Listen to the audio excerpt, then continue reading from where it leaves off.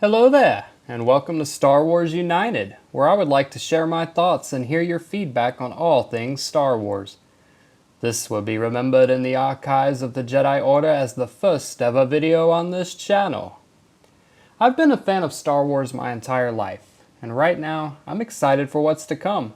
The Mandalorian, Ahsoka, The Acolyte, 3 new movies?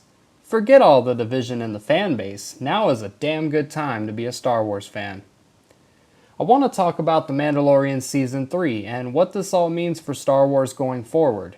Now, the show is very different from where it first started, with a simple Mandalorian making his way through the galaxy. The show has taken on a much bigger scope of the worldwide time period, and I don't think that's a bad thing. What I've noticed about this season in comparison to the first two is that they've spent a lot more time on setup. Setting up the pirates in the first episode for them to come back as villains later on. Setting up Bo-Katan's journey from a reluctant, failed leader to finally having the confidence to learn from her failures and move forward, much like Obi-Wan and Luke did in their later lives. Even setting up Paz Vizsla as a respectable character, only to have it hurt that much more when he tragically gives his life at the end of Episode 7 so that the rest of the Mandalorians can escape. There's much more setup to be found as well, but it's a remarkably different type of storytelling than what we saw in the first 2 seasons. True, the series has always had payoffs, but episodes in the first 2 seasons never felt like you had to put a lot of thought into how these things made sense in the bigger picture. So the question is why? Why was it written this way? Well, I have a theory. I don't believe this season was rushed, nor has it been trying to fit too much into an 8-episode story arc. I believe that we are all being prepared for Star Wars to move away from self-contained stories and into the realm of the connected universe. And that's okay.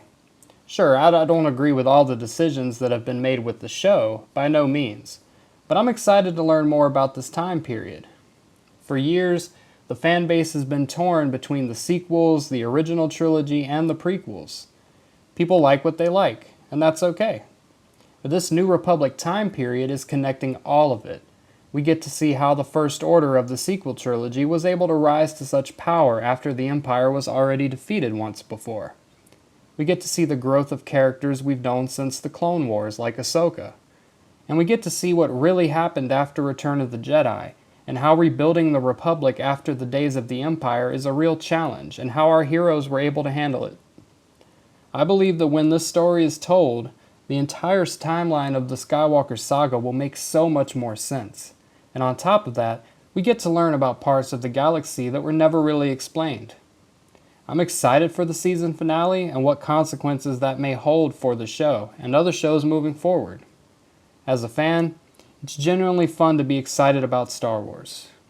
Please, leave a comment with your thoughts on all of this and what type of videos would you like to see from this channel moving forward.